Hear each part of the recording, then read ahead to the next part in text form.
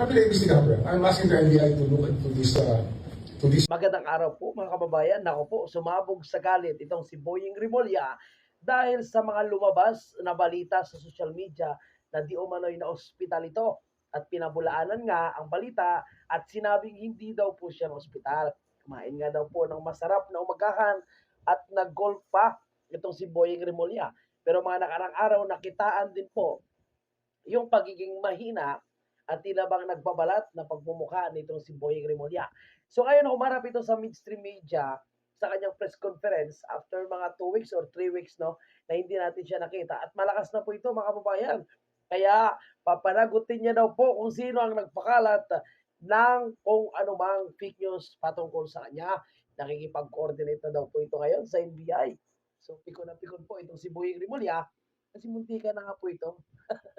Muntika na po ito mga kababayan natin. At ito pa, no? China-challenge niya ngayon si Congressman Libiste patungkol po sa usapin nitong maanomalya na flood control mga kababayan. Kaya sinasabi niya kay Congressman Libiste, okay, na kailangang patunayan ni Libiste ang kanyang allegation patungkol po dito sa maanomalya na Cabral Files. So magandang challenge ito mga kababayan po natin. Dahil dito, malalaman po natin kung sino talaga ang totoo at malalaman natin kung talagang bubuksan ni Boying Rimulya sa publiko itong Cabral Files na ito. Kasi ang gusto po ni Congressman Libiste, nilabas na. Total, kung wala namang sikreto dito, kung wala namang pinuprotektahan, so ano pa, di ba? Kundi, ilabas na lang. Kaya tingnan natin mga kababayan, kung kayang ilabas nitong si Boying Rimulya itong Cabral Files. Anyway, panoorin muna natin ang video ito at huwag kalimutang mag-like kung kayo po ay nanonood sa video ito. Salamat and Pinaimbestigahan mo yan. Oo, pinaimbestigahan mo yan. Kasi we've reached the limit of cyber libel already. okay. Tignan natin kung saan pupunta. Pinaimbestigahan mo yan. I'm asking the NBI to look into these allegations and this scuttlebutt kung saan nagmula sa social media. So we will know. And sometime, we really have to extract justice for people. Hindi ko talaga pwedeng pabayaan na lang. Kasi pattern ito, parang dry run ito for things to come later on. Kung ginagawa nila ito ngayon, gagawin pa nila lalo yan pag hindi yan sa mata. So ganito na ngayon mga kababayan po natin, ang nasa gobyerno ni Marcos Jr., lahat na lang ngayon ay tinatakot nila, lahat ay tinitrating po nila. Tandaan niyo po yung kay Claire Castro, no? Siya yung unang bumanat kay BP Sara nung siya ay binanatan. No, ngayon, magpa-file daw po siya ng kaso, reklamo, papaimbestigahan niya sa PNP. Itong si Boying Rimulya naman, kasi hinahanap po siya ng tao. Nasaan na ba si Boying Rimulya? Kaya may mga allegation na lumabas dahil hindi siya nagpapakita na baka nga naman nagkasakit. Ngayon, nagtatanong lang. O ngayon, piko na piko nitong si Boying Rimulya at gusto daw po kasuhan kung sino man yung mga nagtatanong at nagpakalat na siya po ay nagkasakit. Alam mo noon, no? May mga nagsasabi sa akin, si Boying Rimulya daw nagkasakit. O si Boying Rimulya daw, na-admit daw po sa Sentlog. Sabi ko nga noon, hindi ako maniniwala dyan, no? Hindi tayo kakagat dyan. Kakagat na ako dyan, no? Kung ang usapin po ay lamay na. Di ba? Pero nung huli, sabi ko nga, mukhang hindi nagpapakita si Boying Rimulya. Kamusta na kaya si Boying Rimulya? Ano na kaya yung nangyari sa kanya? Bakit hindi siya magpakita kung siya talaga ay totoong maayos ang kanyang pakiramdam? Dahil itong si Boying Rimulya ay alam naman po natin na ito po talagang malakas po ito at mahilig magpapansin sa mainstream media. O buti ngayon nagpakita na. O sige, tuloy natin kung ano ang kanyang mga sinasabi. Pag-ilaalat yan. Bukod kina Senators Jinggoy Estrada at Joel Villanueva. Ayan, no? Ipapaimbestigahan niya daw po. Alright, Joel Villanueva, Jinggoy Estrada, and Bong Revilla, abay kakasuhan na daw po, sabi ni Senator Amy Marcos. Nauna pa sila kay sa mga kontraktor at nauna pa sila kay Martin Romualdez at kay Sandro Marcos na ang lalaki po ng kanilang mga involvement sa usaping pera. Billion po yung pinag-uusapan. At doon sa mga expose ni Manong Chavit ay kitang-kita rin po, mga kababayan, na itong si Sandro Marcos, napakaraming proyekto na maanomalya. Isang incumbent senator at isang dating senador ang tinitignan na ring sumalang sa preliminary investigation ayon kay Ombudsman Jesus Crispin Rimulya. Pero ayaw na munang magbanggit ni Rimulya ng mga pangalan. Let's just lay off on the names kasi it's misinterpreted and some people want to push the issue more and try to put a date. I will not do that. Tapos na tayo ron. I think we've learned our lesson from that. We cannot give any dates or any commitments about anything. It's just that you see us here every day working to make sure that justice is obtained by the Filipino people. Yan, mga kababayan po natin, ayaw na daw po magbigay ng eksaktong date nitong si Boying Rimulya kung kailan po imbestigahan at kung kailan siguro makukulong. Kasi di ba nasunog na nga po sila. Dito po sa sinasabi nila, hindi aabuti ng Pasko. Ngayon, January na po. 2026 na, mga kababayan po natin. At mukhang malapit na daw po i-abolish itong ICI dahil hindi naman po ito pumapangsyon. Mantakin mo, 4 po yung kanilang commissioner. Isa na lang ngayon yung natira, si Reyes na lang. At itong si Boying Rimulya, no? Ito totoo pa lang sinasabi ni Senator Amy Marcos na talagang mayroong mga investigasyon na mangyayari po sa mga senador. Abay, nauna pa po yung mga senador. Mga kababayan, mantakin mo, ang unang pinangalanan ni Ping Lacson, no, sinasabing 67 na mga kontraktor na involved sa flood control. Kababayan po natin, mukhang wala pa ni isang nakukulong na mga kontraktor. Meron silang pinahold yung mga ngayon, si Garjola, Saldico. Pero yung pinaka-boss na si Martin Romualdez, abay, ano na po ang nangyari? Tanong lang, kababayan natin. Di ba? So, takot na po si Boying Rimulya na magbigay ng tunay na mga pangalan at date dahil ayaw niya po na masunog, mga kababayan po natin. So, ito kay Libeste, okay. So, magandang challenge din ito, mga kababayan po natin. Dahil sabi ni Boying Rimulya, no, ipapatawag niya daw po si Congressman Libeste at ipapaklarify itong laman ng cover files. Pero mukhang sinabi ni Boying Rimulya na hindi po nila isa sa publiko itong cover files. So, di ba mayroon tayong tinatawag na transparency? So, bakit hindi nyo ilalabas? No? Bakit hindi nyo sagutin and magkaroon ng comparison? Kung talagang fake itong mga files na nilabas ni Congressman Libeste. Kung talagang fake, sabihin yung fake. No? Sabihin yung fake. Pero dapat, alam ng tao bayan, no? Para malaman natin kung sino talaga yung mga taong nandun sa sinasabi nyo legit na Cabral Files. Pero ang Cabral Files, nawak po ni Congressman Libeste, mga babayan. May kopya din daw po si Magalong dyan. Alright, now, alam mo, minsan nakakatuwa po itong mga miyembro ng Dilawan. So, saludo po tayo kay Congressman Erice Dilawan. Kaibigan po yan ni Laila de Lima. And totoo lang, ngayong araw, nag-file po sila ng petition sa Supreme Court upang questionin ang legalidad ng 2026 national budget. Nakakapirma lang nitong si Bongbong Marcos.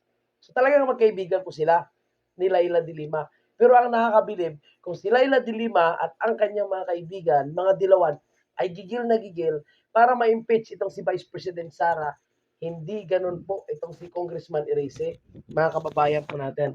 At sa totoo lang, itong si Erice nga po, ay hindi daw po siya piperma, no? Hindi daw po siya piperma kung sakaling may mag-file ng impeachment against kay Vice President Sara. So saludo tayo dyan. Kasi naniniwala po, mga kababayan po natin, itong si Congressman Erice, na totoo ang mga allegation na nagkaroon ng incentives para lang pumirma ang mga kongresista sa impeachment against kay Vice President Sara. Kaya sabi niya ngayon, sa huling parang termino niya, diyan sa House of Representatives, mas pipiliin niya po na gagawin ang tama. Kaya saludo tayo sa mga ganyang klaseng congressman, mga kababayan po natin, na naninindigan, may prinsipyo at gagawin kung anong tama. Ito, panoorin natin ang kanyang She was accused of embezzling 125 million and 500 million in the DepEd as against 1 trillion. So are you saying you will not support the impeachment of Vice President? No, I will not sign that kasi nga nakita ko na incentivize yung 19th Congress para mag-impeach sa kanya. So paano yun? By saying this right now, So yan nga, mga kababayan po natin, na nagkaroon ng incentives o bayad, sinasabi nga is galing sa ayuda. So mukhang ito rin ngayon ang gagawin po nila dahil napakalaki na naman ang pondo para sa ayuda, mga kababayan natin. So ngayon sabi niya, ayaw niya nga pumirma. Sino bang Pilipino ang hindi nakakaalam kung ano ang kanilang ginawa para magkaroon lang ng impeachment complaint kay Vice President Sara? Di ba? Halos lahat naman po alam na talagang gumastos po sila, gumamit po sila ng ayuda, pera ng taong bayan para lang magkaroon po ng impeachment against kay Vice President Sara.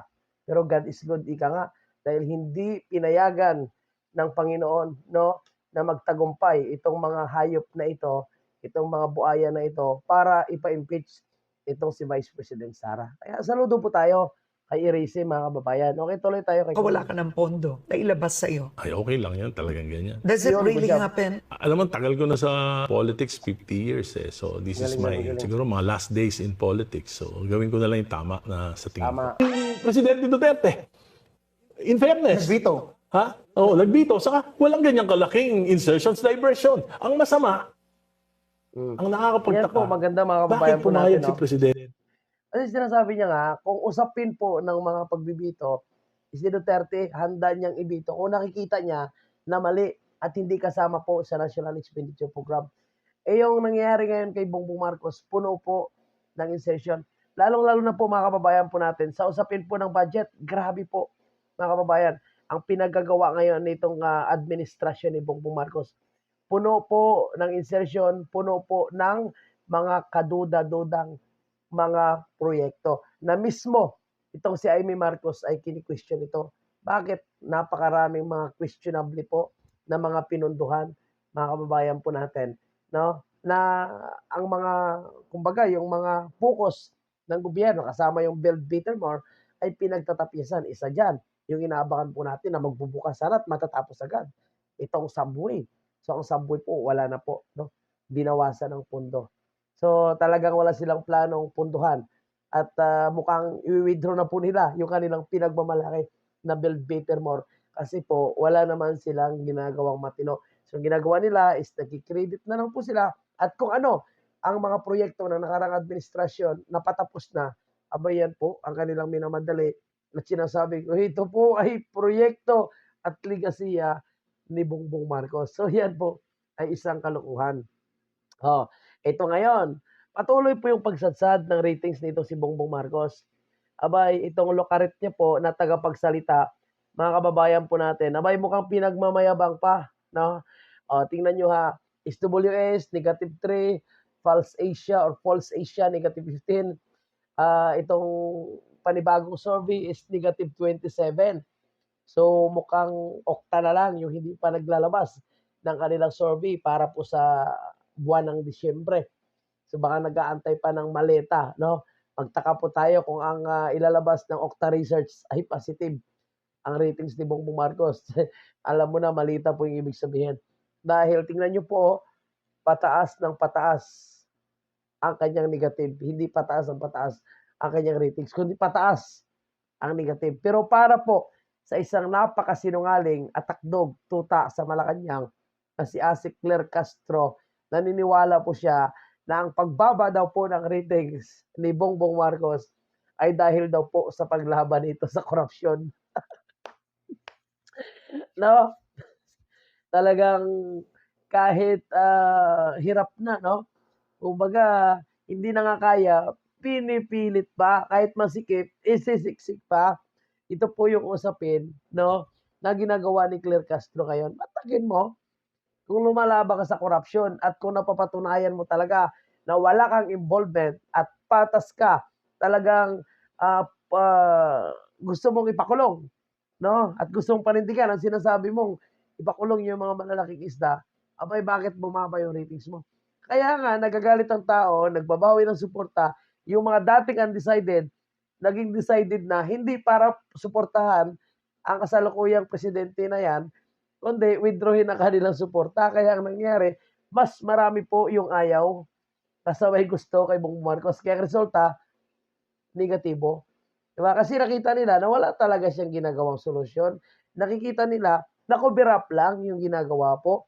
At sinabayan pa ng pagre-resign ng kanyang mga cabinet secretary, magre-reshuffle ng kanyang cabinet secretary, at pag-aalis ng mga taga-ICI, kasabay niyan, at sinabi nila napakahirap daw po kasi maging tagapaglinis ng palasyo. So, iyan, nakikita ng taong bayan na hindi karapat-dapat na nasuportahan itong si Bongbong Marcos. Plus yung mga malawakang rally na magaganap. Nakita naman po nila ano ba yung positibong nangyayari sa ating bansa. Wala po. Investors nagwi-withdraw. Yung mga bagong investors ayaw pumasok. Yung tourism natin bagsak kumpara mo sa ibang karatig Asian countries po natin. Diba? Plus yung pagbulgar ni Amy Marcos na ang kanyang kapatid ay isang adik. At pati ang asawa daw, pati ang anak daw ay adik din. O talagang negative impact. At ayaw niya pa magpa-hair follicle. So sino pa yung magtitiwala sa kanya? Meron. Si Claire Castro at ang mga bayan ng trolls. Diba? Puntahan natin mga kababayan natin ito si Amy Marcos. Napakaingay talaga ito ni Amy Marcos. Tinatakwil na nga po siya dito ni Bongbong Marcos. At mukhang hindi na po siya kinikilala ni Sandro bilang tiyahin.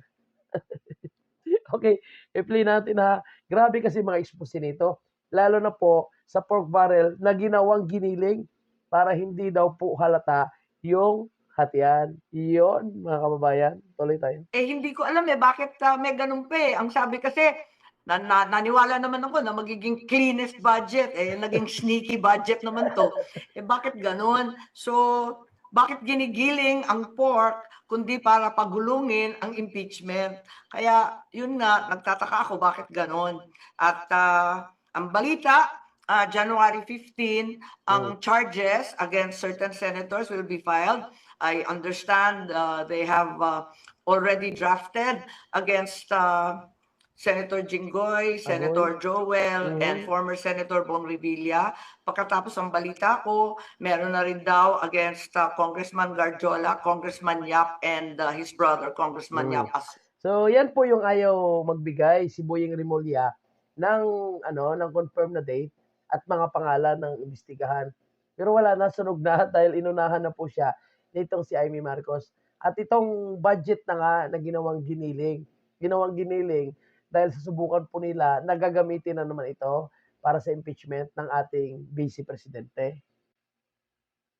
Well, ang balita ko, February 1, ang pinapakong date na i-disband na raw yung ICI. Ayun. Wala nang ICI. Kung sa bagay, nag-resign na lahat ng member pero wala pang maliwanag. Sa bagay, tama. Nag-resign na po yung lahat ng mga members. Ano pang purpose niya? Useless na yan. Lumampas na yung due date na December 15. Sabi, may matcha charge na. Lumampas na rin ang Pasko. Lumampas na yung New Year at saka Three Kings. Wala pa rin. Kaya, hindi ko alam kung saan ito patungo. Yung pong sinasabi yung yung about sa certain Senator Bong Revilla, ganyan. Charges or arrest ito, ma'am? Hindi ko alam, pero hindi na natin maintindihan ang sistema ngayon kasi biglang sinasabi na, biglang nauuna yung warrant, hindi ko alam. Pero alam ko na pinagmamalaki na kompleto na daw yung ebidensya at pwede na daw i-file. Ngayon, ang sinasabi din, wala raw sa ngayon direct evidence linking Senator Cheese, former Senator Nancy, former Senator Grace, and Senator Mark Villar. At hinahanda daw yun. Bakit naman ganito lahat ng senador? Akala ko yung flood control ang pinagmulan doon sa Kongreso at sa... Ngayon ngayon nangyayari. Kasi kayo dapat kasi bumoto kayo sa impeachment. Lahat kasi na hindi bumoto sa impeachment, yan ang kanilang ginagawa. Ito po yung paghihiganti po nila. No, talagang kung gagawa ng tama, may sakripisyo talaga. Mantakin mo isang general na una pang pinaristo nila kumpara po sa kidnapper na si Franz Castro. Di ba? Mantakin mo yan, mga kababayan po natin. Sinuspindi nila yung lumalaban sa korupsyon na walang iba, kundi itong si Congressman Kiko Barsaga. Ngayon, pinagbabantaan nila na magko-complain po sila sa Ethics Committee laban po kay Leandro Leviste. Dahil dito po sa Cabral Files at syempre, medyo maraming alam, lalong-lalo na sa bonus na milyon-milyon ng mga kongresista. Nabistado po. Kasi tahimik sila dyan eh. Kasi magkasabwat, mantakit mo, pati yung mga grupong makakaliwa, eh mayroon pala. Mga dilawan, mayroon pala. Kaya ang Uniping, no, ay talagang mukhang buong-buo na.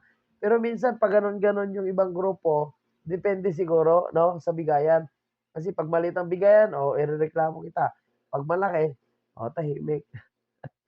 Tuloy tayo. Sa Amy. Speaker's Office, sa small BICAM, bakit nauwi sa Senado? Parang sobrang diverse. Duda-duda magfa-file ng impeachment. Yan, impeachment Parang handang-handa na eh.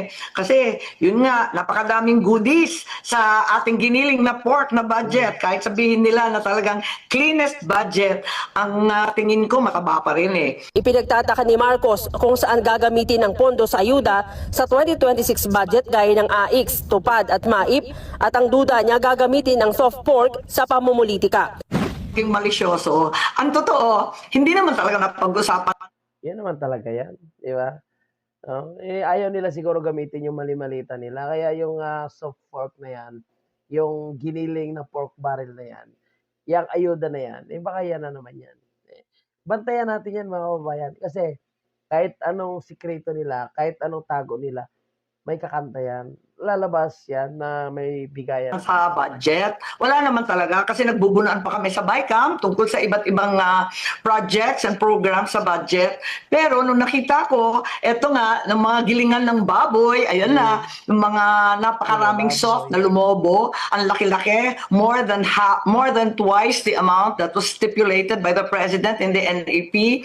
Pagkatapos, nakita ko yung mga farm to market road, tapos yung kung ano-ano talaga napakarami. At yung Napakarami, no? Napakaraming alam talaga ni Amy. Kaya kahit papaano, mga kababayan po natin, hindi natin kinakalaban si Amy. Kasi marami po siyang kinakanta eh. Kaya tinatakwil na nga po siya ng kanyang kapatid. Tuloy. Kinakaltasan, napakahalaga. Para sa akin, wala itong uuwian, kundi politika. It's a very political budget to my mind. May impormasyon pa ang mambabatas na napangakuan umano ang ilang kongresista ng soft pork mula sa AIX, TUPAD at MAIP. Pero hindi masabi ng mambabatas kung nasabing alok ay para umusad o suportahan ng mga kongresista ang impeachment laban kay Duterte. Unang-una, narinig natin na 2 milyon tapos napangakuan na sila nung iba't ibang soft ng iba't ibang maibibigay mula sa AIX, magkano yung AIX, magkano yung TUPAD, magkano yung MAIFIP, lahat yan mabibigay. Tapos may bago pa pala. Nagulat na ako, sabi ko saan galing itong 10 billion na to na Presidential Assistance to Farmers. Kahit kaibigan si VP Presidential Assistant to Farmers. So may bago na naman sila. 10 billion. So wala yung AKAP, pero mayroon na namang Presidential Assistant to Farmers. So, ang dami nilang ginagawa na mga acronym, no? Para lang makapalusot po sila ng pundo. Kung talagang matino po itong si Bongbong Marcos, hindi po ito makakuha ng negative po na trust and approval ratings, no? Kung matino lang po siya, kita-kita niya na napakaraming questionable mga budget. Perma lang ng perma. Tapos sasabihin niya na 5 days niya daw po yan, pinag-aralan. Kaya huwag kayong dyan, 5 days daw po yan na pinag-aralan nitong si Bongbong Marcos. Kaya damay-damay na po mga kababayan. Pati sa ratings, damay na rin ang Senado at ang Kongreso, sabay sila bumagsak. Sabay po nawawala ng tiwala yung tao dahil po sa kanilang sabuatan. Mantakin mo yung Senate Blue Ribbon hearing nga lang, imagine mo pinatigil ngayon. Diba? Sayang eh. Hanggang namatay na lang si Cabral, namatay o pinatay. Di ba? Wala na. So, ang palusot nila ngayon, patungkol naman sa mga profiles, kung saan nandiyan yung mga listahan na may mga malalaking pondo. Di ba? Sabihin nila, wala po mag-authenticate. Grabe po yung gobyernong ito, mga kababayan. No? And nakakabilib lang talaga itong sinasabi po ni Congressman Erese na kung mag-impeachment sila kay Sara, hindi po siya pipirma. And mukhang confirm na po, Angara, Herbosa, and itong si Prasco, tatanggalin na, mga kababayan. No? Dahil mukhang isa daw po sila sa rason, kinukonsidera ang rason ni Bongbong Marcos kung bakit bumagsak ang kanyang trust in approval ratings. So naghahanap po sila ng sisihin, naghaharap po sila ng masisi, o ito po yung kanyang mga cabinet secretary po, ang kanyang pinag-iinitan. Bakit hindi niya gawin ang tama, no? Bakit hindi niya panindigan ang kanyang sinabi na talagang ipapakulong niya yung mga malalaking isda? Diba? Ang dami malalaking isda dyan eh. Bakit hindi niya po ipapakulong? Bakit inuuna niya pa, mga kababayan po natin, itong impeachment na naman against po sa ating Vice Presidente? Bakit inuuna niya po itong si Singson? Bakit inuuna niya itong mga nagsasalita kagaya po ni General Bukis? Diba? Sabi ni Singson, mga kabayan, siya nag-umpisa at siya ang magtatapos. Hindi po. Sinungaling si Bongbong Marcos, siya nag-umpisa, taong bayan ang tatapos. Naku po. Mukhang tumatay yung balahibo ko sa mga linyada po ni Manong Chavez. So ito na ba ang sinasabing katapusan ng karera sa politika ni Bongbong Marcos at ni Sandro Marcos pagdating ng 2026? Mayroon pong motorcade caravan sa darating po na katapusan ng January. So malaki po yun. Marami daw po yung makikilahok at sasali dyan. Mga kababayan po natin, syempre, tayo ay magko-cover tayo niyan. So titingnan po natin. And mayroon pang isang one-time, big-time na kinakasap po si Manong Chavez. So kung kailan ito, hindi pa natin masyadong alam. Pero mabigat yon, no? Talagang tatamaan po itong si Bongbong Marcos. Lalo-lalo na kung magkakaisa po yung iba't ibang grupo, organisasyon. Kaya ngayon pa lang, mukhang marami ng kinakaharap na kaso, reklamo, itong si Manong Chavez, mukhang marami na po. Dahil may mga reklamo na po laban sa kanya at kung ano-ano pa. So, ito na yung sinasabi niyang panggigipit. Pero alam naman natin na hindi po matatakot itong si Manong Chavez. Dahil alam niya naman, no? Na tama ang kanyang ginagawa. So, nakikita rin po natin na napakarami po yung sumusuporta dito kay Manong Chavez na iba't ibang grupo, iba't ibang organisasyon na lumalaban po sa korupsyon. Kaya ako nakikita ko na mahihirapan po sila, no, na sirain or pabagsakin itong si Manong Chavez sa kanyang advokasya na labanan ng korupsyon, good governance and transparency. No? May hawak siya na ebidensya eh. Meron siyang mga patunay, particularly po sa distrito nitong si Sandro Marcos. Kaya yung mga kasinungalingan po nila, no, ay wala po. Hindi po nagiging positive yung resulta. Kasi yung survey ni Bongbong Marcos, negative po. Lahat ng mga propaganda nila, yung mga alipores nila na nagkukunwari na para sa bayan, no? Ngayon, no? Mga alipores nila, kaya, no? Ito mga alipores nila, mga kababayan po natin, na kunwari lumalaban sa bayan. O ito na naman yung file ng impeachment laban kay Vice President Sara. Napakalaking issue po sa flood control. Pucha, tahimik po sila. No? Napakalaki ang confidential fund ni Bongbong Marcos at ibang ahensya ng gobyerno. Questionable, tahimik po sila. Pero sa mga Duterte, takot na takot sila. Alam niyo kung bakit? Makukulong si Franz Castro eh. Makukulong si Laila de Lima eh. No, itong si Kulot, baka mag-straight yung buhok niya. Pag si BP Sara na yung maging presidente. Bakit hindi nila pala pa-imbestigahan? Gusto nila yung good governance. Lumalaban sila sa corruption para sa bayan. Bakit hindi pala nila alamin kung totoo yung allegation ni Attorney Rowena Guanzon na nag-i-stack ng ayuda si Risa Hontiveros sa DSWD. Uy, Risa Tanasa, grabe ka na naman. Masyado mong pinaghandaan ang 2028. Iwala ka namang chance na mananalo. Diba, mga kababayan natin? Okay, so maraming salamat at yan lang po yung ating topic. Pansamantala po nating tatapusin ang video ito. Maraming salamat at kung kayo po ay hindi pa nakalike, palike na lang.